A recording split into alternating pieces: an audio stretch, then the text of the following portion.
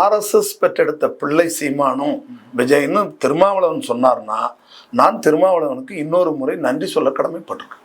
Sir, சனாதனத்தை எதிர்த்துட்டாங்கன்னு வைங்களேன், India இந்தியாவா இருக்காது. சனாதனத்தை ஒழிச்சிட்டிங்கன்னா ஒழிக்க முடியாது, அது வேற பிரச்சனை. ஏன்னா ஆண்டாண்டு காலம் 2000-3000 ஆண்டுகளுக்கு முன்பு இருந்து இதன் மீது போர் தொடுத்திருப்பாங்க, பல பிரச்சனைகள் வந்திருக்கும். சனாதனம்ங்கிறது முதல்ல என்ன, அதை முதல்ல அவங்க புரிஞ்சுக்கணும்.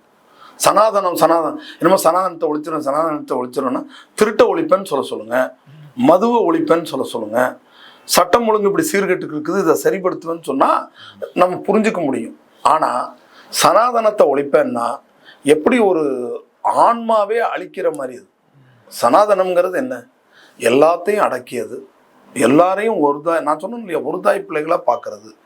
எல்லா சமூகம், எல்லா மதம், எல்லா மொழி, பல்வேறுபட்ட வேற்றுமையில் ஒற்றுமை தான் சார் சனாதனம். அதான் சனாதனம்.